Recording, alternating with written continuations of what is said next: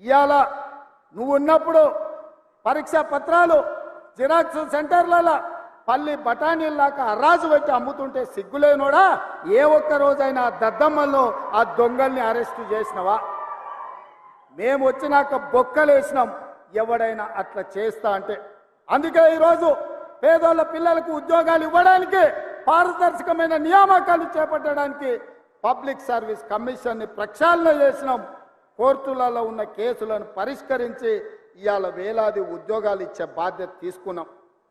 ఒక్కరోజైనా తండ్రి నోటైనా కొడుకు నోటైనా అల్లు నోటైనా బిడ్డ నోటైనా వాని సుట్టపోని నోటైనా ఈ ప్రభుత్వం మంచి పని చేసింది, ఈ పని మంచి చేసినందుకు మేము అభినందిస్తున్నామని ఒక్కరోజైనా మాట్లాడినరా? పొద్దున్న లేస్తే గవే చెత్త మాటలు, సొల్లు వాగుడు. ఎప్పుడు ఇది పోతుందా, ఎప్పుడు మేము కూర్చుంటామని. ఒక ఆయన అంటాడు ఇది 3 నెలలు కూడా ఉండదని, ఇంకొక ఆయన అంటాడు 6 నెలలు కూడా ఉండదని. నేను చెప్పదలుచుకున్న సన్నాసులను, ఎవడైనా 3 నెలలో 6 నెలలో ఈ ప్రభుత్వం ఉండదు అని గ్రామాలకు వచ్చే మా కార్యకర్తలు వాళ్ళని పట్టుకొని యాప చెట్టు కట్టేసి లాగుల తొండలు ఇచ్చి కొడతారని చెప్పి నేను ఈ సందర్భంగా చెప్పదలుచుకున్నా. ఆ సన్నాసుడు అంటుండు ఎన్నికల కంటే ముందు రేవంత్ రెడ్డి పేరు చెప్తే 3 సీట్లు రాకపోతుండే అని. నేను ఇవాళ ఈ వేదిక మీద నుంచి ఆ సొల్లు వాగుడు వాగే కేటీఆర్కి సవాలు విసురుతున్నా. బిడ్డ, ఇవాళ నేనే ముఖ్యమంత్రి, నేనే పిసిసి ప్రెసిడెంట్ను. రేపు రాబోయే పార్లమెంట్ ఎన్నికల్లో నేను సవాలు విసురుతున్నా. నీ చేతనైతే దమ్ముంటే నువ్వు మొగోడు అయితే ఈ తెలంగాణ రాష్ట్రంలో బిడ్డ ఒక్క సీటు గెలిచి చూపించు. నీ అయ్యా నువ్వు వస్తావో నీ అయ్య వస్తాడో మా కార్యకర్తలు చూసుకుంటారు. బిడ్డ, నువ్వు అనుకుంటున్నావా అల్లా తప్పగాడని? అల్లా తప్పగాలం కాదు, అవులగాలలాక అయ్య పేరు చెప్పుకొని కుర్చీలో కూర్చోలేదు సన్నాసోడా.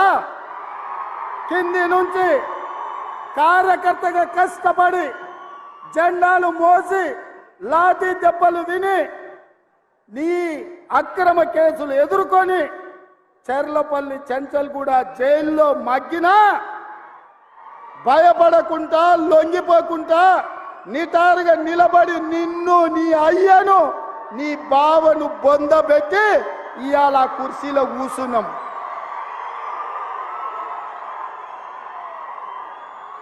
ఈ కుర్చీ ఇనాం కింద వచ్చింది కాదు, ఈ కుర్చీ అయ్య పేరు చెప్తే వచ్చింది కాదు బిడ్డ.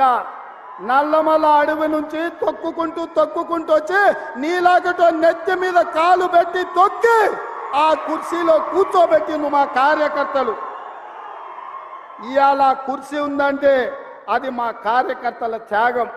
ఇవాళ కుర్చీ ఉందంటే మా కార్యకర్తల పోరాటం. ఈ కార్యకర్తలు వీళ్ళు నాకు అండగా నిలబడ్డంత కాలం, నన్ను భుజాల మీద మోసినంత కాలం, నువ్వు కాదు నిన్ను పుట్టించిన నీ అయ్య కాదు వాళ్ళ దేవుడు వచ్చినా ఈ కుర్చీని తాకలేరని నేను ఇవాళ చెప్పదలుచుకున్నా. ఇవాళ ఆయన మాట్లాడుతుండు మేము సోషల్ మీడియా ఉంటే మేము గెలిచేటోళ్ళమని. అరే సన్నాసోడా, ఉన్న టీవీలన్నీ సుట్టపొల్లవే కదరా. మాకేమన్నా టీవీ ఉందా, మాకేమన్నా పేపర్ ఉందా?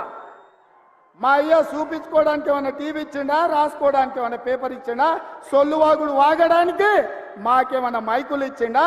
సాయంత్రం పూట సేద తీయడానికి జూబ్లీహిల్స్లో సినిమా వాళ్ళ గెస్ట్ హౌస్లు ఏమన్నా మాకు ఇచ్చిండా? ఏమిచ్చిండా? మా కార్యకర్తలు కష్టపడితే, మా కార్యకర్తలు నిలబడి కొట్లాడితే మాకు ఇవాళ ఈ అధికారం వచ్చింది.